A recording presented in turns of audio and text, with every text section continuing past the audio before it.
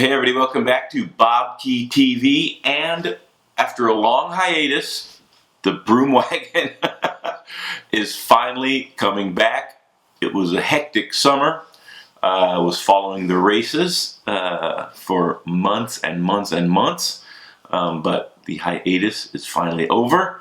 The good, the bad, the ugly, Musette Musings, Tweet of the Week, all of that coming up next on the Broom Wagon.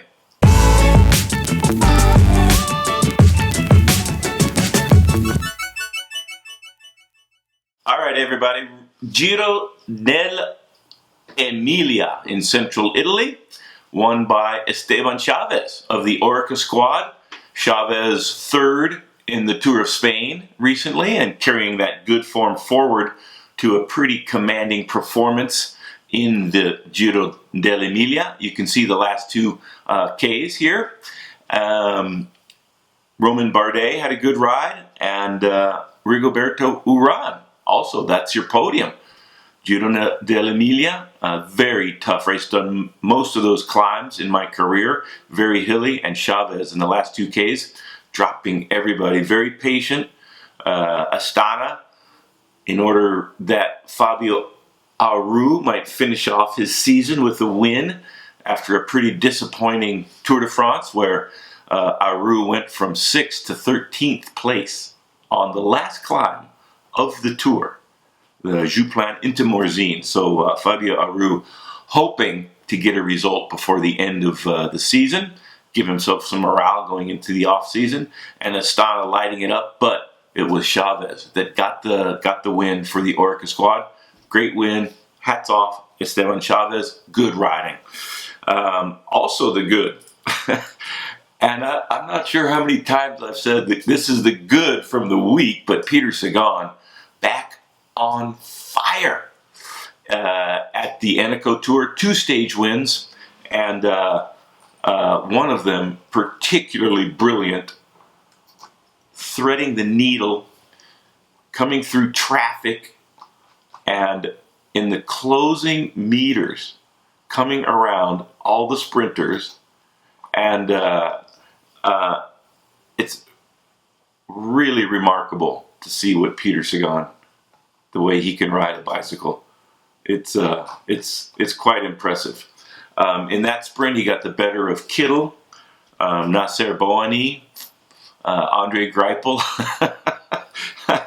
Dylan Groenewegen, all of whom are getting ready for the World Championships in Qatar, and pretty hectic finale. Riders everywhere. Oh.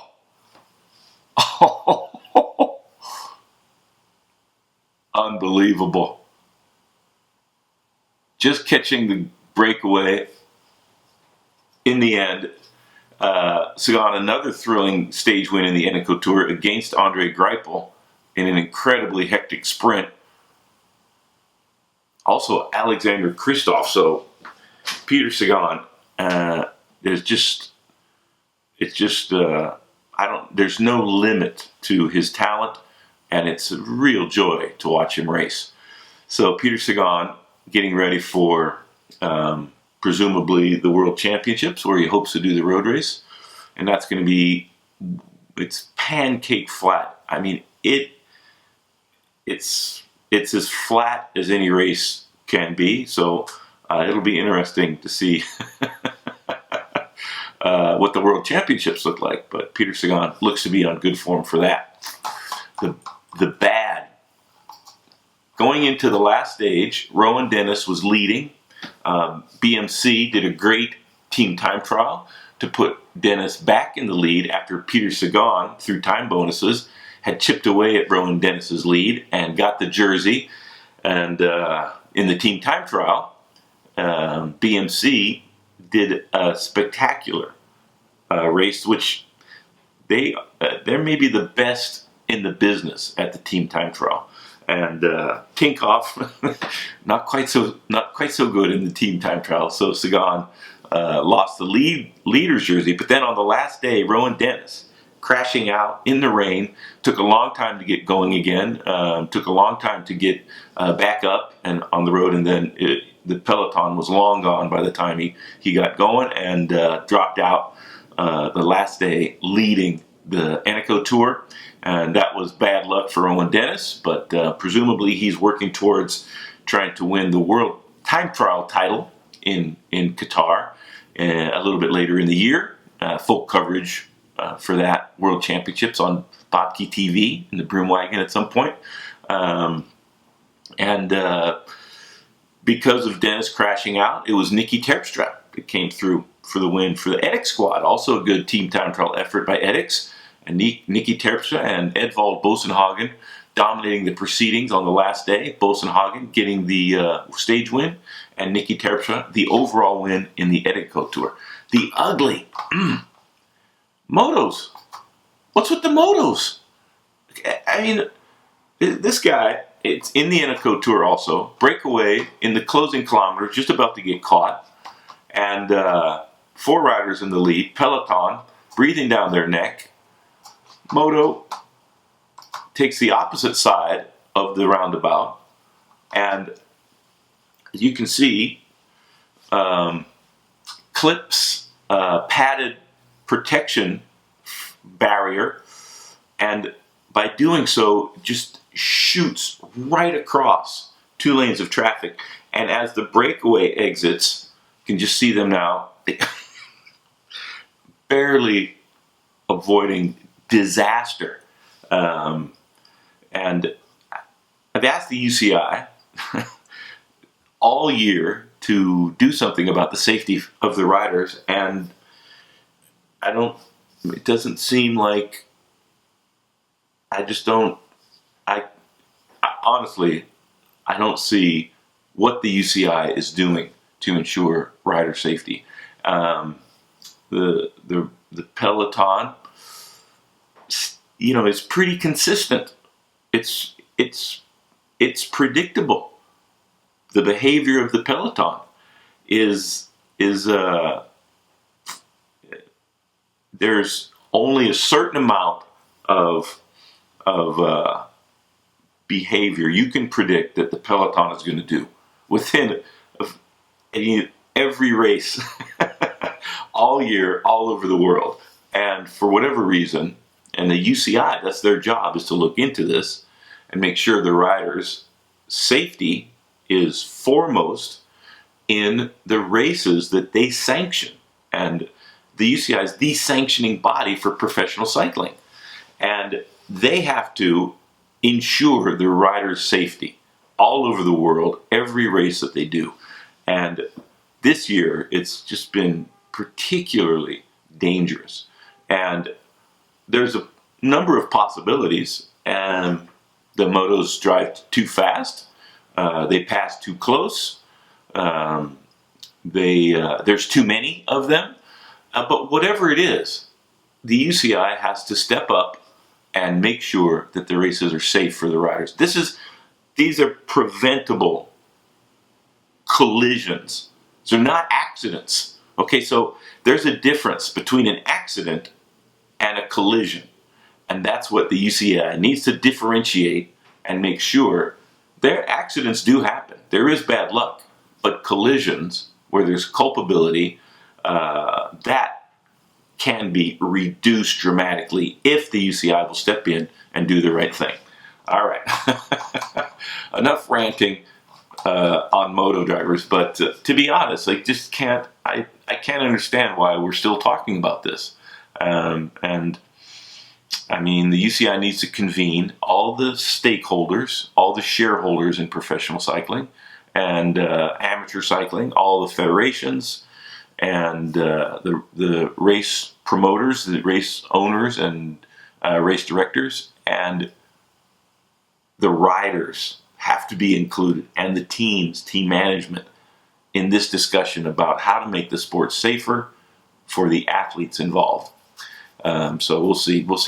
As soon as they do that, as soon as they have some concrete resolution to this, some significant rules I will be happy to report on those. Until then, I'll keep asking. So Brian Cookson, you can call me anytime. I'm sure that my number is in the database somewhere. All right. Next up, Musette Musings.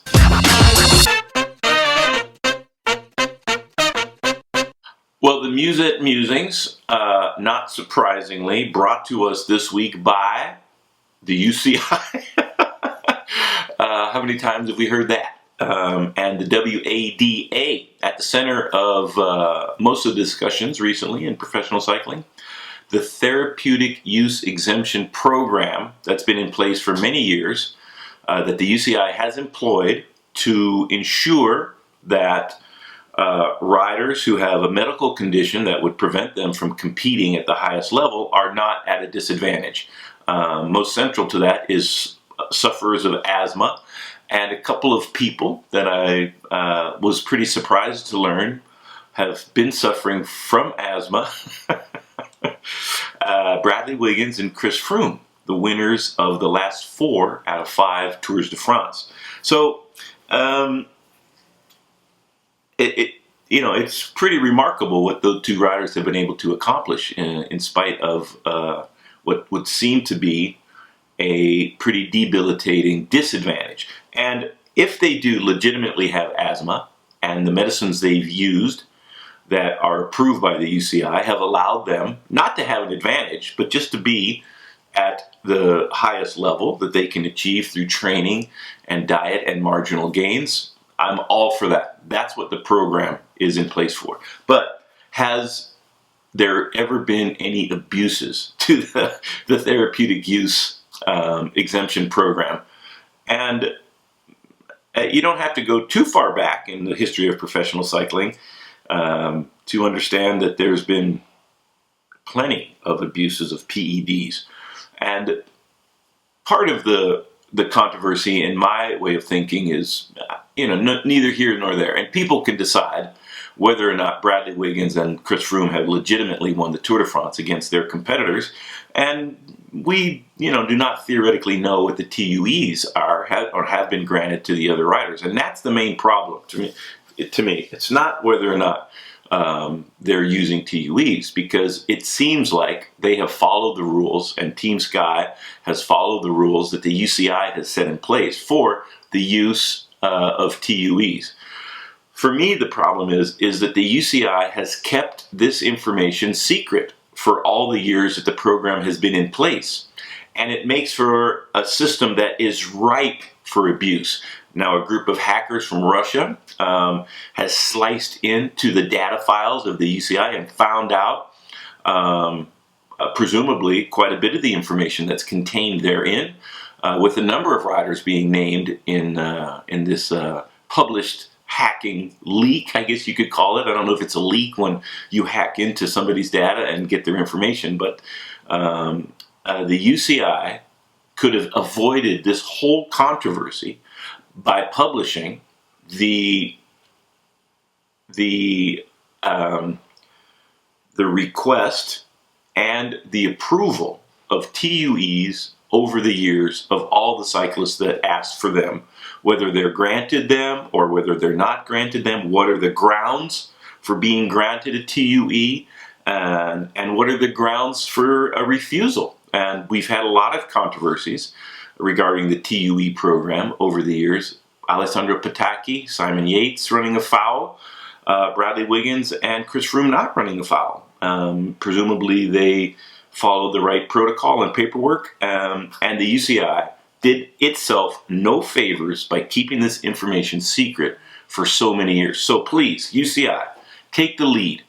If somebody legitimately has a need for a TUE, no problem. But just let us know.